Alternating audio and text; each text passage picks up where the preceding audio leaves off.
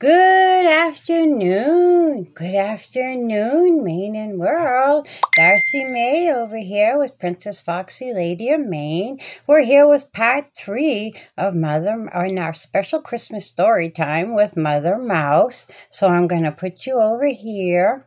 Okay, there's Mother Mouse. Let's see.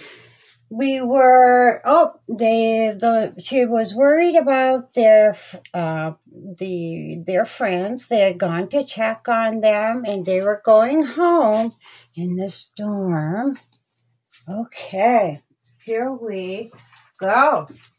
I got up, got ready, and my dad did also. My friend gave me a hug, squeezed tight, and she let go. She said, "Thanks for coming to see me and to play." I said, "You are welcome. I wish longer we'd stay." My father said goodbye. "It's been fun seeing you. I hope we get a chance to come back here real soon." My dad and I then left. We walked out in the cold. We noticed the storm was dropping a lot of snow. It began filling in the path my father made, but he's smart and found it. He always knows the way. He again held my hand all of the way back home. I was glad my head was down, keeping out of the cold.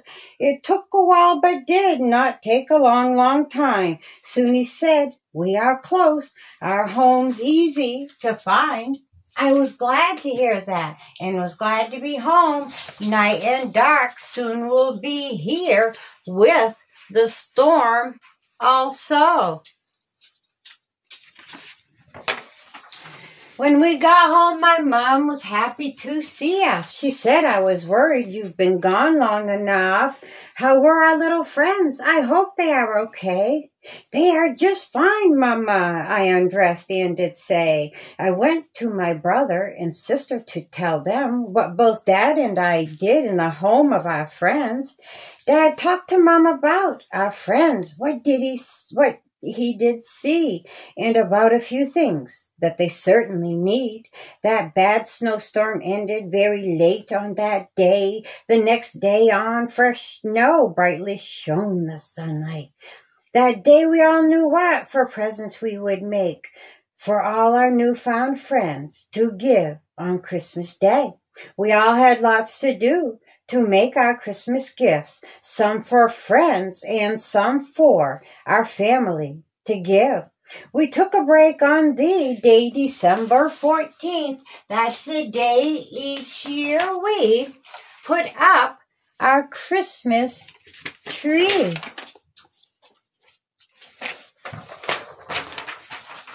That morning for breakfast, my mother made pancakes. Nuts and syrup were put on top and filled our plates. It's a tradition in my family to eat pancakes, nuts, and syrup before we get our tree.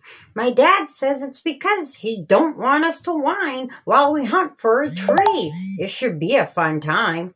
After bellies were full and the dishes were done, my dad said, "Get ready, my wife, daughters, and son. We know this is the time. We dress and get ready to go out in the snow and find a Christmas tree."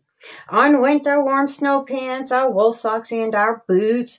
On went warm coats, hats, scarves, and both our mittens, too. My father leads the way. He opens up the door. Next goes Mom, my brother, sister, then me, of course. My dad hollers back to me and he says, "Close tight the door. I already knew this and do it right." My dad will get the axe. He will cut the tree down. He also pulls a sled on the snow on the ground. The tree will ride on it so we can bring it home. They're too big to carry, but I bet this you know. My dad always knew where the best Christmas trees were. He would take us right there. Glad would be my mother. She'd pick out the best tree. My dad would chop it down. He'd put it in the sled on the snow on the ground. The axe would ride back on the sled with our nice tree. We had fun together, my family and me. When back at the house, we took off our outer clothes. Dad has to build a stand before in the tree goes. My brother, sister, and I get decorations. Mom is making a nice warm lunch for everyone. The decorations are in boxes where they're kept. We put the boxes where Mom has already swept.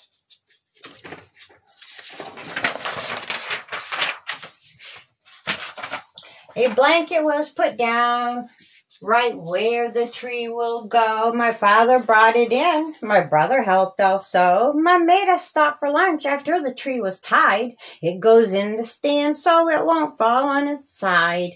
My mom made us a warm soup. It was very yummy. In just a few minutes, all our bowls were empty. While Mom did the dishes, we tested out the lights to make sure they all worked, and they all did shine bright. We checked decorations to make sure none are broke. Then Mom comes in the room. She says, "Okay, let's go. Let's all work together and make our tree pretty. Let's try to make this our best ever Christmas tree." First, all the lights go on and the star on the top. Second on goes garland, quite a bit we have got. Bulbs and decorations are third put on the tree. Most of these are done by my brother, sis, and me. Fourth and last is tinsel. They are shiny thin strands. When we have finished, we all together do stand. When my mom says okay, my dad lights up the tree. It took my breath away 'cause it was so pretty. By the time we are done, it's time to eat again. It was time for supper and bellies were growling. It was not till the next morning we get back to work on our Christmas gifts. We still had work to do. We worked right up until the day was Christmas Eve to get our presents done. Some of us were worried. This Christmas Eve morning, my mom got up early. She was up cooking for the Poor Mouse family. The house smelled wonderful from morning until night. We also wrapped up gifts and sealed the paper tight.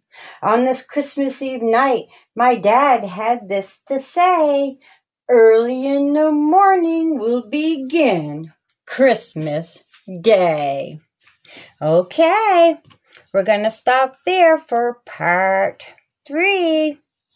See you tomorrow for part 4 of our special Christmas story time with Mother Mouse's special Christmas story.